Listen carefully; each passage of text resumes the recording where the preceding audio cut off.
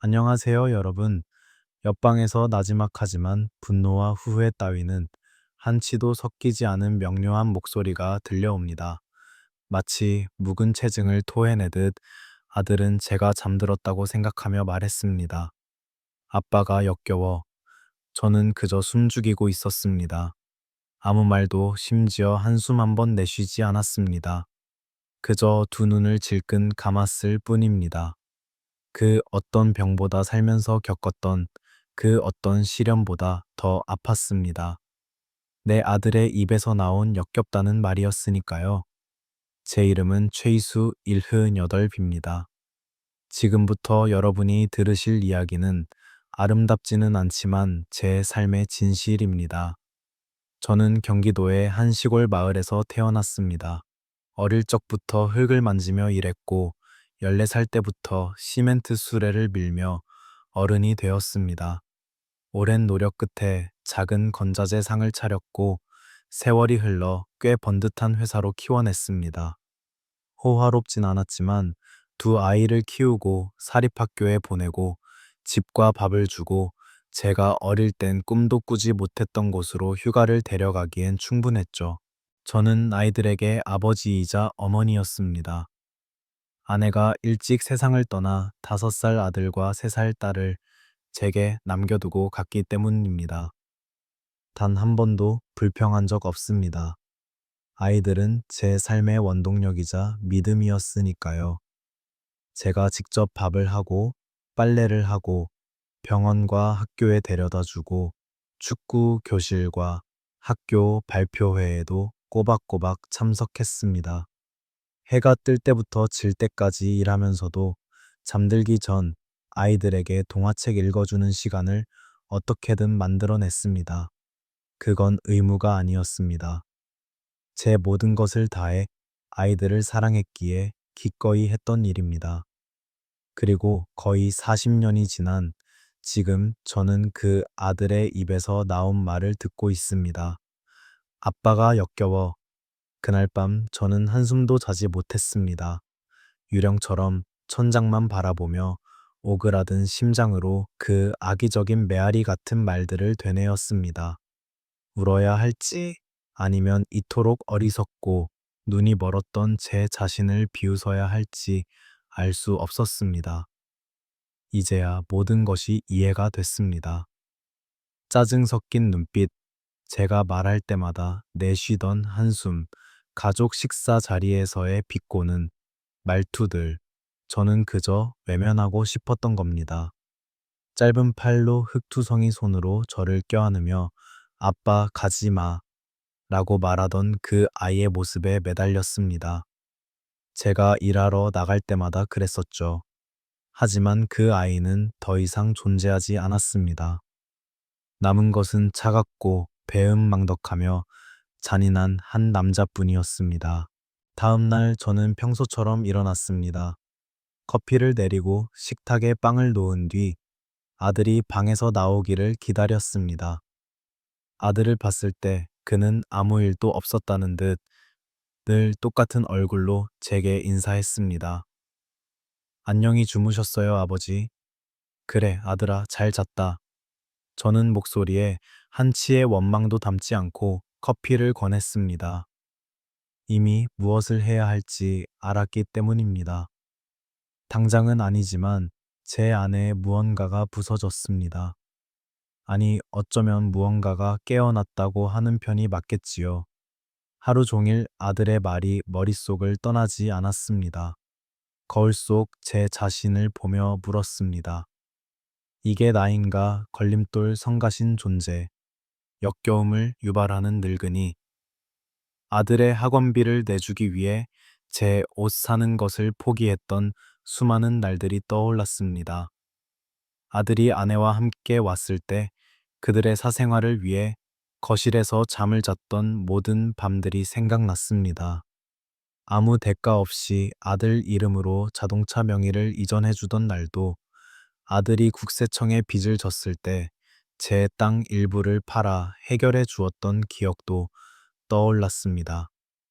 그 모든 것들이 제 마음에 깊은 자국처럼 남아있는데도 이제 저는 그에게 역겨운 존재가 되었습니다. 그날 오후에도 그날 밤에도 저는 아무 말도 하지 않았습니다. 다시 침묵 속에서 잠자리에 들었지만 이번에는 패배감을 느끼지 않았습니다. 마침내 진실을 받아들인 사람처럼 평온했습니다.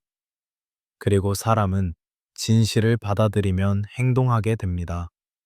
소란이나 고한 문을 쾅 닫는 행위 없이 말입니다. 아버지는 아들이 더 이상 자신을 원하지 않는다는 것을 깨달았을 때 사랑을 구걸하지 않습니다. 존엄을 챙기고 자존심을 주머니에 쑤셔넣고 고개를 숙인 채 떠나는 법입니다. 아직 제가 무엇을 했는지 말씀드리지는 않겠습니다. 하지만 한 가지는 확실합니다. 저는 거기에 머무르지 않았습니다. 아들이 변하기를 기다리지도 위로를 구하지도 해명을 요구하지도 않았습니다. 그저 관찰하고 영혼에 새겨 넣었을 뿐입니다. 사흘째 되던 날 아들 민준이가 식당에서 노트북으로 일하고 있을 때 저는 근처를 지나가다 그가 누군가와 통화하는 것을 들었습니다. 아버지는 아직 여기 계셔. 늘 똑같지 뭐. 늙고 느리고. 모르겠어. 이제 같이 살고 싶지 않아. 집에 낡은 가구가 있는 것 같은데 숨은 쉬는 그런 느낌이야. 그리고는 비웃음 섞인 낮은 웃음소리를 냈습니다. 저는 정원으로 나가 홀로 앉았습니다. 제가 그토록 애써 지은 크고 아름다운 집을 바라보았습니다. 그 집은 제 이름으로 되어 있었습니다. 전부 다요. 시가로 15억이 넘는 집이었죠. 네, 전부 제 것이었습니다. 그러자 깊은 침묵이 저를 감쌌습니다. 슬픔의 침묵이 아니었습니다. 확신의 침묵이었죠. 마치 제 아내의 목소리가 말하는 것 같았습니다. 이수야, 이제 때가 됐다. 그날 밤 저는 옷장 서랍을 열어 파란색 펜과 수년간 그곳에 접혀 있던 낡은 종이를 꺼내 무언가를 쓰기 시작했습니다. 제가 결코 잊지 못할 무언가를요. 하지만 그건 나중에 이야기해드리겠습니다. 긴 편지를 쓰지는 않았습니다. 고상한 단어를 사용하지도 않았죠.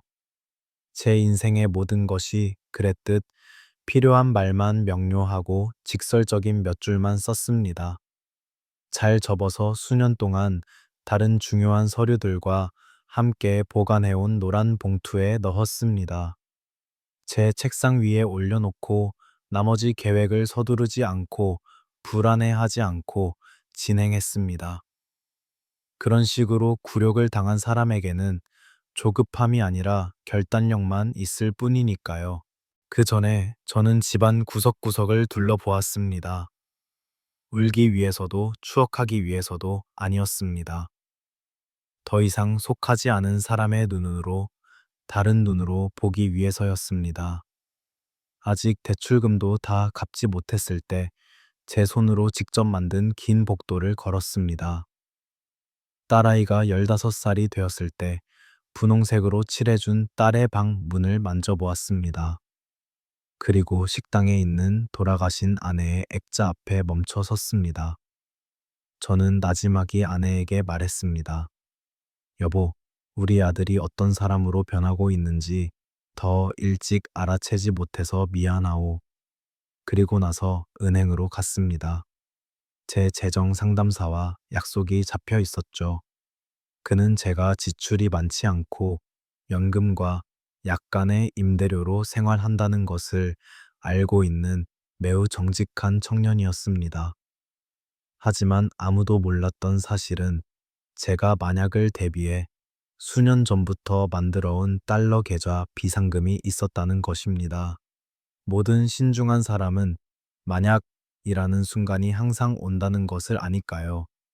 그날 저는 필요한 만큼의 돈을 인출했습니다. 큰 움직임 없이 의심을 사지 않게요. 오후에는 30년 전 이 집을 살 때 저를 도와주었던 바로 그 부동산 중개소를 찾아갔습니다. 저를 아직 기억하는 나이 든 신사분이 저를 맞이했습니다. 최 선생님 뵙게 되어 반갑습니다. 무슨 일로 오셨습니까? 제 집을 가능한 한 빨리 팔고 싶습니다. 그는 놀란 눈으로 저를 바라보았습니다. 확실하냐고 묻더군요. 저는 그렇다고 신중하게 처리해달라고 말하며 분명히 했습니다. 이 부동산은 제 이름으로 되어 있고 빚도 담보도 법적 문제도 없이 모든 것이 깨끗하다고 말입니다. 특별한 이유라도 있으신가요? 그가 물었습니다. 단 하나입니다. 사라지고 싶어서요. 그는 더 이상 질문하지 않고 고개만 끄덕였습니다. 절차가 진행되는 동안 저는 아무 일 없는 듯이 제 삶을 계속했습니다. 아들 민준이는 제가 여전히 똑같다고 생각했죠. 저는 요리를 하고 식물에 물을 주고 친절하게 대답했지만 더 이상 예전의 제가 아니었습니다. 우리 사이에는 보이지 않는 거리가 생겼습니다. 그가 보지 못하는 거리였지만 저는 그것을 벽처럼 느꼈습니다. 어느 날 밤 그는 친구들을 집에 데려와 저녁을 먹었습니다. 그들은 웃고 맥주를 마시고 음악을 틀었습니다. 저는 아무 말도 하지 않고 제 방에 틀어박혔지만 그의 목소리를 다시 들을 수 있었습니다. 우리 아버지는 아무것도 몰라. 이제 늙었어. 자기만의 세상에 살고 있지. 다른 친구가 대답했습니다. 그래도 왕처럼 사시네. 이 집은 궁전이야. 그러자 그는 큰 소리로 웃었습니다.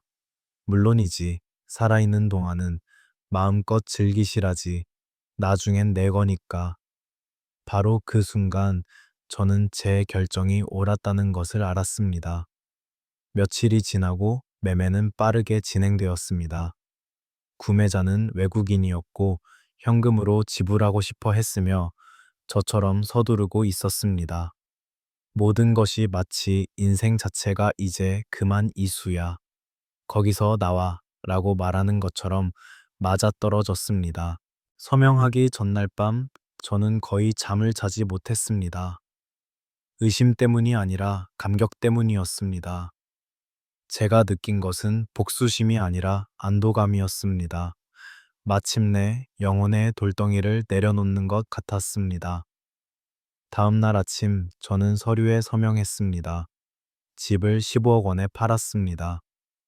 돈은 다른 은행의 새 계좌로 입금되었고 법적 수혜자는 다른 이름, 즉 제 이름이었지만 강화된 개인정보 보호 코드가 적용되었습니다. 아무도 추적할 수 없었죠. 모든 것을 계획했고 모든 것이 깨끗했습니다. 저는 집으로 돌아왔습니다. 그 순간부터 더 이상 제 집이 아니었죠. 민준이는 아직 퇴근하지 않았습니다. 시간이 있었습니다. 그래서 방으로 올라가 제 여행 가방, 늘 쓰던 녹색 캔버스 가방을 쌌습니다. 충분한 옷, 서류, 아버지의 시계의 낡은 사진 몇 장, 그리고 물론 메모가 든 봉투를 챙겼습니다. 식탁 위에 돌멩이로 눌러 날아가지 않게 두고 나왔습니다. 택시를 타지 않고 모퉁이까지 걸어가 시내로 가는 버스를 탔습니다. 거기서 바로 공항으로 갔습니다. 사흘 전에 이미 표를 사두었죠. 편도 돌아오지 않는 예고 없는 작별 인사 없는 표였습니다. 비행기가 이륙하는 동안 저는 평화를 느꼈습니다. 기이하고 조용한 오직 큰 고통 뒤에만 알 수 있는 그런 평화였습니다. 그날 밤 민준이가 저에게 전화를 걸었습니다. 한 번, 두 번, 세 번 받지 않았습니다. 그는 메시지를 남겼습니다. 아버지, 어디 계세요? 왜 집에 안 계세요? 몇 분 후 또 다른 메시지. 이게 무슨 뜻이에요? 집을 파셨다고요? 미치셨어요. 그리고 마지막으로 더 짧고 더 거친 메시지. 무슨 짓을 하신 거예요, 늙은이? 저는 아무 대답도 하지 않았고 그가 찾은 것은 제가 식탁 위에 남겨둔 쪽지뿐이었습니다. 제가 떨림 없이 단호한 글씨로 쓴 바로 그 쪽지. 네가 역겨워하는 사람은 떠났고 모든 것을 가져갔다. 이제 더 이상 부끄러워할 필요 없다. 이제 그 사람 없이 사는 법을 배워라. 배워라. 안녕 아들아. 침묵이 비겁함이 아니라 정의가 되는 순간이 있기 때문입니다. 그리고 아직 최고의 순간은 오지 않았습니다. 그는 모든 것이 자기 것이라고 믿었지만 아직 무엇이 다가오고 있는지 전혀 몰랐기 때문입니다. 제 나이에 다시 처음부터 시작하게 될 줄은 꿈에도 몰랐습니다. 하지만 제 아들이 저를 이 지경까지 내몰 것이라고도 상상하지 못했죠. 비행기는 밤 9시에 부산에 도착했습니다. 제가 그곳에 있다는 것을 아무도 몰랐고 저를 기다리는 사람도 없었지만 오랜만에 처음으로 그런 것은 상관없었습니다. 시내 중심가의 소박한 여관에 평범한 방 하나를 예약해 두었습니다. 호화롭지는 않지만 다음 단계를 결정하는 동안 몇 주를 보내기엔 충분했죠. 저는 제 성과 이름을 조합한 다른 이름으로 숙박 등록을 하고 현금으로 선불을 지불했습니다. 흔적을 남기고 싶지 않았습니다. 두려워서가 아니라 누구도 저를 찾아오지 않기를 바랐기 때문입니다. 특히 그 녀석은요, 저는 아들을 잘 알았습니다. 조만간 민준이가 반응할 것이라는 걸 알았죠. 사랑이나 걱정 때문이 아니라 이해타산 때문에요. 그날 밤 여간의 딱딱한 침대에 누워 낡은 휴대폰을 확인하니 부재중 전화가 20통 넘게 와 있었습니다. 모두 그 녀석에게서 온 것이었죠. 더 많은 메시지, 더 많은 음성 녹음. 어떤 것은 애원하는 말투였고, 어떤 것은 분노에 차 있었으며, 심지어 저를 모욕하는 것도 있었습니다. 어떻게 그런 멍청한 짓을 할 생각을 해요. 이제 난 어떡하라고요. 어디 계세요? 이 멍청한 늙은이야. 저는 휴대폰을 끄고 천으로 감싸 여행 가방 안에 넣어버렸습니다. 대답할 생각이 없었습니다. 더 이상 해명할 필요가 없었으니까요. 저는 평생 그에게 제가 결코 받지 못했던 것들을 주며 살았습니다. 제 아버지는 엄격하고 무뚝뚝하고 과묵한 분이셨습니다. 저를 안아주시거나 사랑한다고 말씀하신 적이 한 번도 없었죠. 하지만 제게 신의를 지키고 정직하고 제가 한 말에 책임을 지고 애정 때문에 존엄을 팔지 않는 법을 가르쳐 주셨습니다. 저는 다른 아버지가 되고 싶었습니다. 더 따뜻하고 더 살가운 아버지가 되고 싶었죠. 하지만 제가 틀렸습니다. 저는 사랑과 과보호를, 친절과 나약함을 혼동했습니다. 그리고 그는 항상 곁에 있고 항상 예 라고 말하며 아무것도 요구하지 않는 아버지에게 익숙해졌습니다. 결국 저를 경멸할 권리가 있다고 느끼게 될 때까지요. 새로운 도시에서의 첫 며칠은 낯설었습니다. 평소처럼 일찍 일어나 목적 없이 거리를 걸었습니다. 지나가는 사람들, 노점상들, 학교에서 나오는 아이들을 관찰하며 생각했습니다. 이들 중 얼마나 많은 사람들이 자식에게 버림받았을까? 나 같은 얼마나 많은 노인들이 상처받은 마음으로 아프지 않은 척하며 홀로 걷고 있을까? 저는 길모퉁이 가판대에서 커피를 사서 광장에 앉아 아무 일도 없었던 것처럼 제 이야기는 중요하지 않은 것처럼 계속되는 삶을 바라보았습니다. 하지만 저는 제 이야기가 중요하다는 것을 알았습니다. 세상에는 아닐지 몰라도 저에게는 중요했죠. 어느 날 오후 여간에 함께 묵고 있던 박영감이라는 노인을 만났습니다. 우리는 앉아서 대화를 나눴습니다. 그가 제게 가족이 있냐고 물었고 저는 언젠가 있었다고 대답했습니다. 그는 조용히 저를 바라보다가 말했습니다. 잃어버리고 나면 더 이상 찾을 가치가 없는 것들이 있소. 그의 말이 맞았습니다. 저는 이름이나 세부 사항 없이 그저 충분할 만큼만 제가 겪은 일에 대해 약간 이야기했습니다. 그러자 그가 말했습니다. 잘했수다 노인장. 아무도 당신을 쓰레기처럼 대할 권리는 없소. 자식이라도 마찬가지지. 아니, 자식이라면 더더욱 그래서는 안 되지. 그날 밤 저는 더 편안하게 잠이 들었습니다. 그러던 중 여관 아주머니를 통해 변두리에 작지만 아늑한 집이 새로 나왔다는 소식을 들었습니다. 보러 갔습니다. 나무에 둘러싸여 있고 앞에는 작은 정원이 있었으며 두 개의 나무 기둥 사이에는 낡은 해먹이 걸려 있었습니다. 마음에 들었습니다. 제 아이들이 어렸을 때 마당의 나무들 사이에 해먹을 걸고 하늘에 거의 닿을 때까지 서로를 밀며 놀던 시절을 떠올리게 했습니다. 저는 그 집을 6개월간 임대했고 역시 현금으로 지불했습니다. 소박한 가구, 텔레비전, 가스레인지, 편안한 소파, 그리고 밝은 색의 나무 식탁을 샀습니다. 그렇게 저는 조용히 아무에게도 알리지 않고 정착했습니다. 78배 다시 시작한 것입니다. 하지만 물론 이야기는 거기서 끝나지 않았습니다. 어느 날 시장을 걷고 있을 때 제가 보관만 해두었던 낡은 휴대폰이 울리기 시작했습니다. 은행 업무 때문에 잠시 켰을 뿐인데 거기에 메시지가 와 있었습니다. 변호사가 보낸 공식적인 이메일이었죠. 제 아들 민준이가 매매 무효 소송을 제기할 의사가 있음을 통지하는 내용이었습니다. 제가 집을 팔 당시에 정신이 온전치 못했다는 주장을 근거로 말이죠. 저는 그 내용을 3번이나 읽고 나서야 믿을 수 있었습니다. 그는 제가 노망이 들었다고, 정신이 나갔다고 무슨 짓을 하는지 모른다고 주장하고 싶었던 겁니다. 화가 나지도 절망하지도 않았습니다. 그저 심호흡을 하고 미소를 지었을 뿐입니다. 저는 이미 이 모든 것을 예상하고 있었으니까요. 매매 전에 저는 제 주치의에게서 제가 신체적으로나 정신적으로나 완전히 명료한 상태임을 증명하는 서명 및 날인된 종합진단서를 받아두었습니다. 또한 공증인과 함께 영상 녹화도 해두었죠. 그 영상에서 저는 매매가 자발적이고 의식적이며 어떤 종류의 압력도 없이 이루어졌다고 설명했습니다.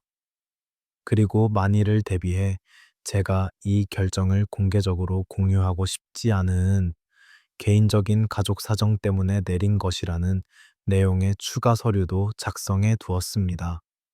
모든 것이 보관되고 모든 것이 법적으로 처리되었습니다. 그래서 저는 이메일 속 변호사에게 전화를 걸어 최의수라고 제 자신을 소개하고 침착하게 말했습니다. 민준이에게 그만두라고 전해 주십시오. 그 집에서는 단 한 푼도 건질 수 없을 겁니다. 만약 계속 고집을 부린다면 판사 앞에서 그를 우스꽝스럽게 만들 증거를 제출할 테니까요. 며칠 동안 아무런 답이 없다가 새로운 메시지가 도착했습니다. 이번에는 민준이의 음성 메시지였습니다.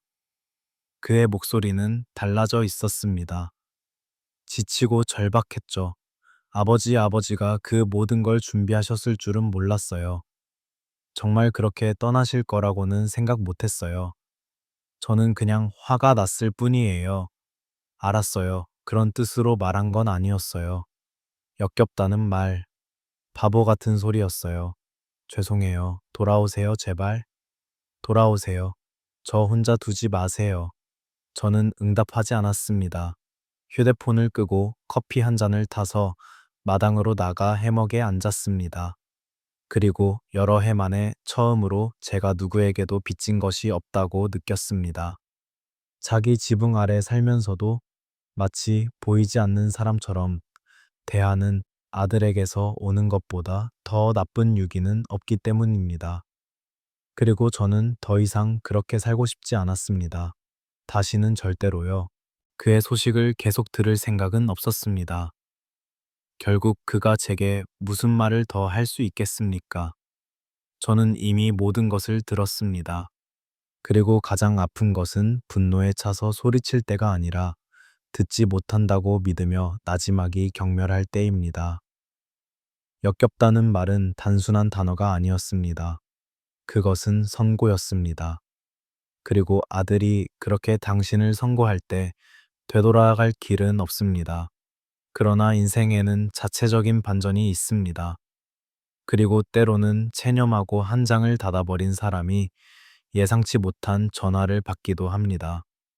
이번에는 그가 아니었습니다. 그의 여동생 제 딸 서연이었습니다. 화요일 아침에 전화가 걸려왔습니다. 저는 시장에서 막 돌아온 참이었습니다. 갓 구운 빵과 제 수프를 끓일 토마토를 사왔죠. 번호를 보지 않고 받았습니다. 아빠, 그녀의 목소리. 저는 즉시 알아차렸고 몇 초간 말이 없었습니다. 아빠, 거기 계세요. 그래, 딸아. 여기 있다. 반대편에서 침묵이 흘렀습니다. 억눌린 감정으로 가득 찬 침묵이었죠. 아빠를 찾는데 힘들었어요.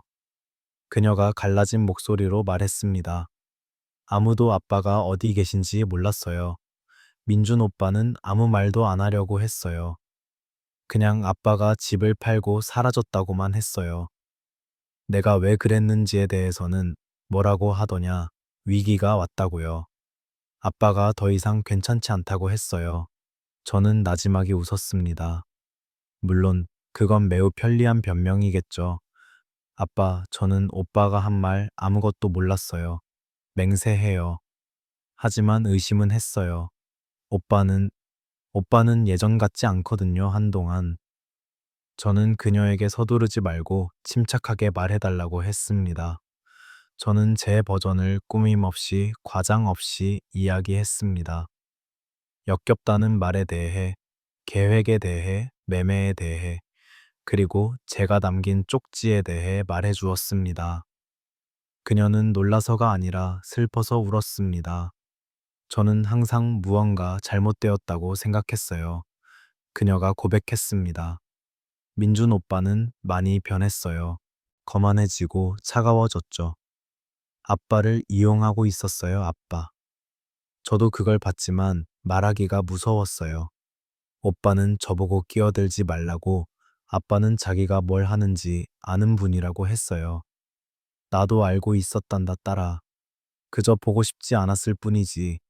아버지는 항상 사랑이 배은망덕함보다 강할 것이라고 기대하지만 항상 그런 것은 아니니까요. 그녀는 저를 보고 싶다고 했습니다. 저를 안아주고 싶고 할 말이 있다고 했습니다. 그녀의 아들 제 손자인 지호가 저를 계속 찾는다고도 했습니다. 저는 망설였습니다. 아직도 그 불신이 모든 것이 민준이의 계략일 수 있다는 두려움이 박혀 있었기 때문입니다. 하지만 그녀의 목소리에 담긴 무언가가 저를 설득했습니다. 서연이는 항상 더 감성적이고 더 정의로웠습니다. 결국 모든 자식이 똑같지는 않으니까요. 일주일 후 그녀는 제 새 집에 도착했습니다. 택시에서 내리는 그녀의 눈은 물기로 가득했고 호떡이 든 봉지와 낡은 사진이 든 상자를 들고 있었습니다. 우리는 오랫동안 서로를 안고 아무 말 없이 울었습니다. 그 포옹만으로도 수년간 우리가 서로에게 하지 못했던 모든 말이 담겨 있었습니다. 우리는 몇 시간 동안 이야기를 나눴습니다. 그녀가 해준 이야기들은 저를 아연실색하게 만들었습니다. 민준이가 매매 후에 제 옛집에 들어가려고 했고, 새 주인과 소란을 피웠다는 것, 가족들에게 제가 그를 버리고 갔다고, 제가 아프다고 말하고 다녔다는 것, 심지어 매매를 무효로 만들기 위해 인맥을 동원하려 했지만 서류가 완벽해서 아무도 그를 믿지 않았다는 것, 결국 시간은 각자를 제자리에 놓아주니까요. 서연이는 제가 돌아갈 생각이 있는지 물었습니다. 저는 아니라고 대답했습니다. 이 새로운 삶이 더 소박할지언정 수년 전에 잃어버렸던 무언가를 제게 준다고 했습니다. 바로 평화였죠. 더 이상 소음도, 볼륨을 최대로 높인 텔레비전 소리도, 저녁 식사 중에 비꼬는 말투도 그립지 않았습니다. 저는 아침의 새소리와 밤의 고요함을 더 선호했습니다. 그녀는 저를 가슴 아픈 부드러움으로 바라보았습니다. 아빠, 더 자주 와도 돼요. 언제나 따라. 이 문은 너를 위해 항상 열려 있을 거다. 그날 오후 그녀가 떠난 후 저는 커피 한 잔을 들고 해먹에 앉았습니다. 석양을 바라보며 생각에 잠겼습니다.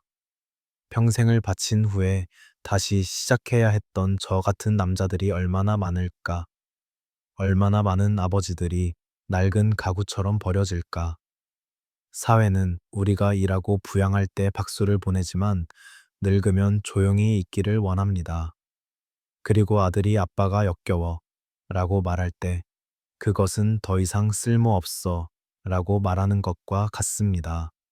하지만 바로 그 지점에서 우리는 반응해야 합니다. 증오나 고함이 아니라 존엄으로 확고한 발걸음으로 말없이 가르치는 결정으로 말입니다. 그리고 그 교훈을 민준이는 이제 막 이해하기 시작하고 있었습니다. 자신의 메아리에 상처받으면서요. 나지막이 한 말들이 때로는 평생을 울리기도 하니까요. 그리고 제 인생은 이제 막 적절한 볼륨을 찾아가고 있었습니다. 서연이의 그 방문 이후 날들은 다른 맛을 내기 시작했습니다. 행복이라고 과장하지는 않겠습니다. 하지만 몇 주간 비가 내린 뒤 마침내 구름 없는 하늘을 보는 것처럼 온순한 평온함이었습니다. 그녀는 매주 토요일 오후에 저를 보러 왔습니다. 직접 만든 음식을 가져오고 집안일을 도와주고 마당을 쓸고 제 말을 끊지 않고 들어주었습니다. 그리고 무엇보다 아름다운 것은 제게 잃어버렸다고 생각했던 것, 바로 진심 어린 다정함을 눈빛 하나로 되돌려주는 제 손자 지호를 데려왔다는 것입니다. 지호가 처음 왔을 때 아이는 손에 공을 들고 수줍게 제게 다가와 말했습니다. 할아버지가 최희수 할아버지예요. 저는 마른 침을 삼켰습니다. 그래, 얘야, 내가 그렇단다. 그런데 왜 우리랑 같이 안 살았어요? 엄마는 할아버지가 여행 중이라고 했는데요. 저는 아이를 조심스럽게 바라보며 단어를 골랐습니다. 때로는 어른들도 자신의 자리를 찾아야 할 때가 있단다. 아가야, 여기가 할아버지 자리니 그런 것 같아요. 마음에 드세요. 아이는 고개를 끄덕이고는 더 이상의 설명이나 판단 없이 저를 힘껏 안았습니다. 그 포옹은 제 영혼에 필요한 약이었습니다. 몇 주가 지나면서 제 삶은 새로운 일과를 갖게 되었습니다. 월요일에는 집을 청소하고, 화요일에는 시장에 가고, 수요일에는 박 영감과 공원을 산책하고, 목요일에는 제 회고록을 기록하기 시작한 공책에 글을 썼습니다. 금요일에는 특별한 요리를 했고, 토요일에는 두 팔을 벌려 서연이와 지호를 기다렸습니다.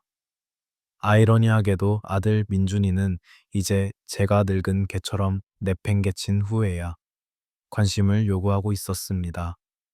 하지만 그가 가만히 있었을 거라고 생각하지 마십시오. 아니요, 그의 자존심이 허락하지 않았을 겁니다. 법적인 길이 막히자 그는 다른 방법으로 저를 더럽히려 했습니다. 그는 먼 친척들에게 전화해서 제가 그를 길거리에 나앉게 했고 제가 미쳤으며 도움이 필요하다고 말했습니다. 몇몇은 걱정스러운 어조로, 다른 몇몇은 달콤한 말 속에 숨겨진 비난으로 제게 편지를 썼지만 저는 아무에게도 답장하지 않았습니다. 그 시점에서는 더 이상 해명할 필요가 없었기 때문입니다. 더 이상 이해를 구걸하지 않을 것이었습니다. 어느 날 발신이 넘는 손편지가 도착했습니다.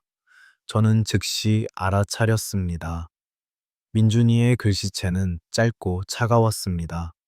내용은 이랬습니다. 이 모든 것으로 무엇을 얻으셨는지 모르겠습니다. 가족을 갈라놓으셨을 뿐입니다.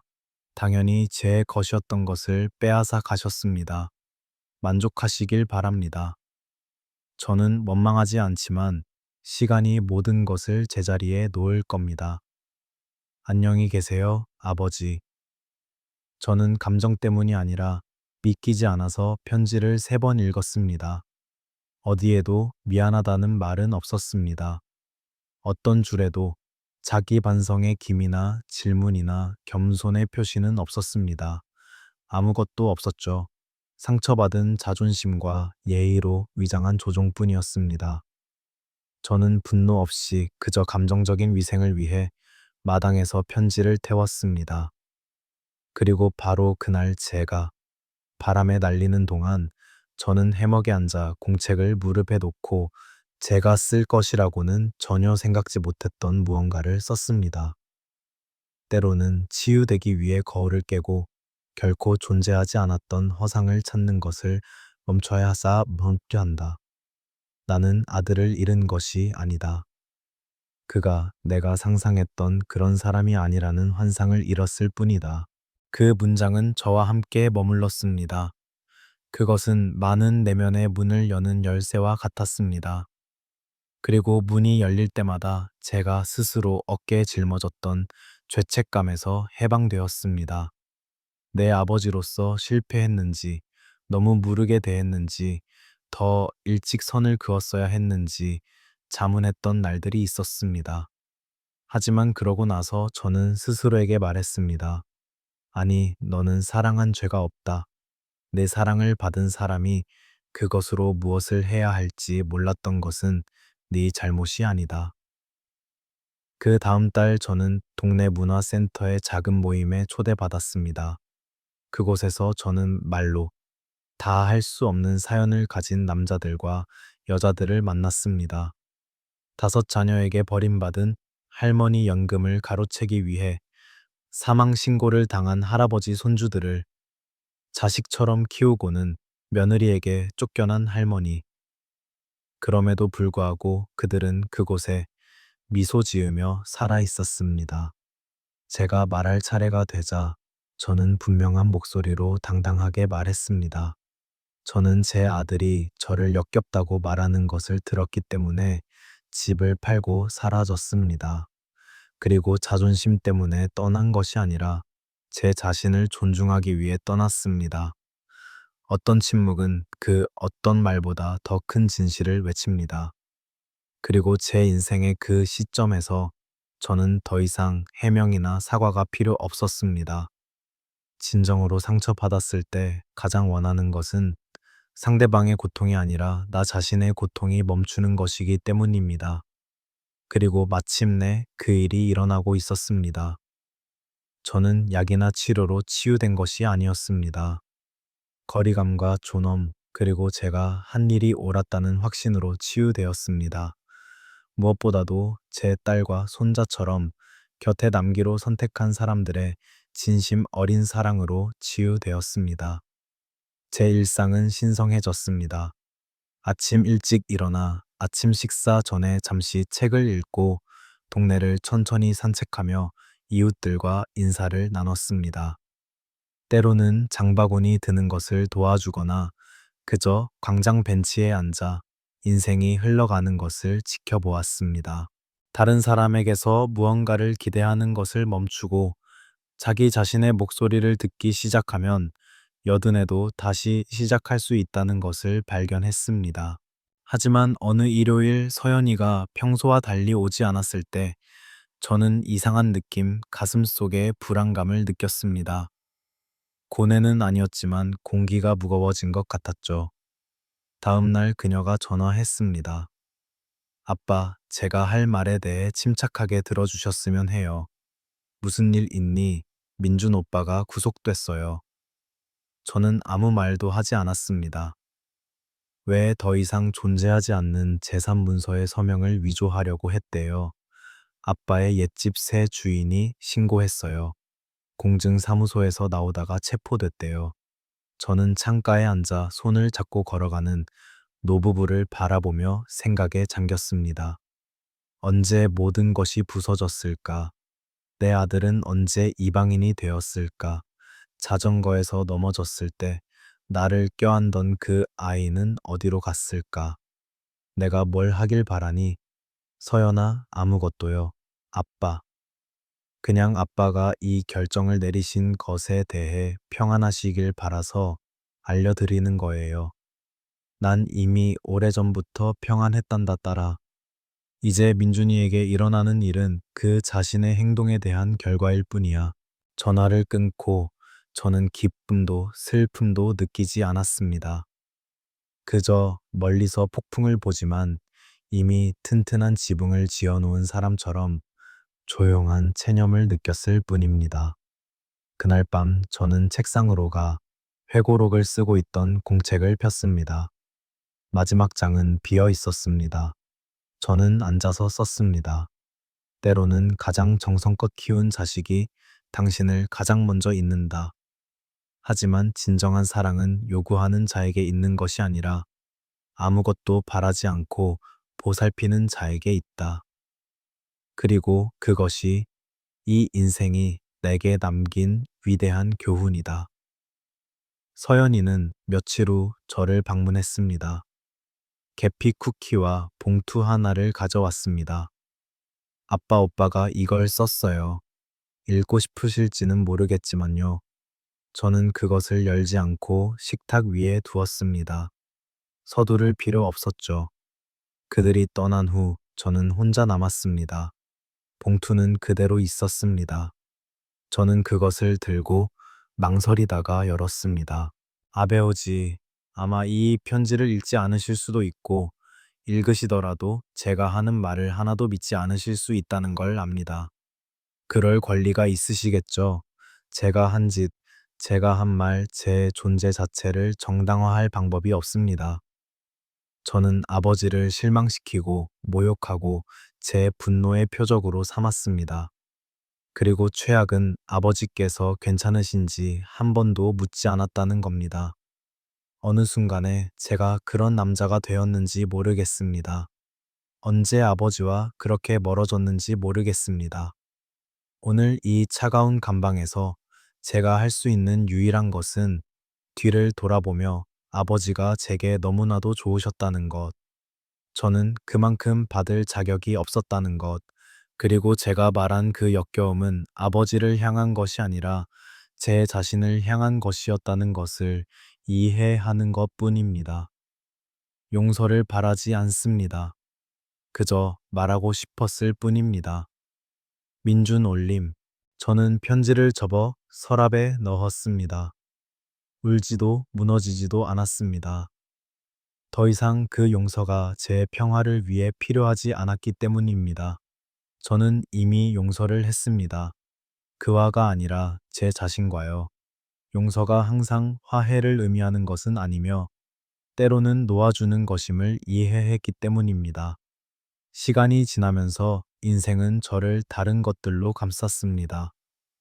지호는 기타를 배우기 시작했고 제게 와서 연습했습니다.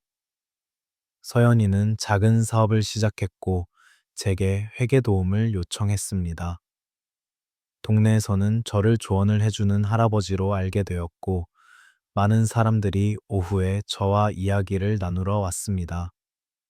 인생은 모든 것에도 불구하고 여전히 저에게 친절했습니다. 아마도 제 것이 아닌 것을 억지로 붙잡으려 하지 않았기 때문일 겁니다. 아마도 마침내 제 자신을 선택하는 법을 배웠기 때문일 겁니다. 그리고 매일 밤 눈을 감을 때 저는 잃어버린 것 때문이 아니라 배운 것 때문에 조용히 감사합니다. 때로는 가장 소중한 것은 우리에게 주어진 것이 아니라 아무도 남지 않았을 때 우리가 발견하는 것이기 때문입니다. 그리고 저는 마침내 제 자신을 찾았습니다. 78세에 은퇴한 건자재 사업가인 저는 평생을 헌신해 키운 아들 민준이로부터 아빠가 역겹다는 말을 엿듣게 됩니다. 이 한마디에 배신감을 느낀 저는 수십 년간 살아온 시가 15억 원에 달하는 저택을 비밀리에 팔기로 결심합니다. 아들의 위성과 경멸을 묵묵히 지켜보며 모든 법적 절차를 마친 저는 역겨운 아비는 떠난다는 짧은 쪽지 한 장을 남기고 낯선 도시 부산으로 향합니다. 그곳에서 소박한 집을 구해 새로운 삶을 시작한 아버지는 아들이 매매를 무효화하려는 법적 시도를 철저한 사전 준비로 막아냅니다. 이후 오빠의 만행을 알게 된 딸, 서연과의 눈물 어린 재회를 통해 새로운 가족의 연을 맺고 손자 지호를 통해 삶의 기쁨을 되찾습니다. 모든 것을 잃고 추락한 아들이 찾아와 도움을 청하지만 아버지는 존엄을 지키며 단호히 거절합니다. 결국 사기 혐의로 수감된 아들의 뒤늦은 사과 편지를 받지만 아버지는 이미 용서와 화해를 넘어선 자신만의 평화를 찾은 후였습니다.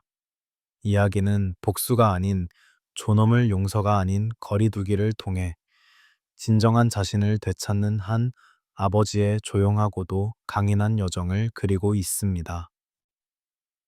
안녕하세요. 다음 영상에서 뵙겠습니다.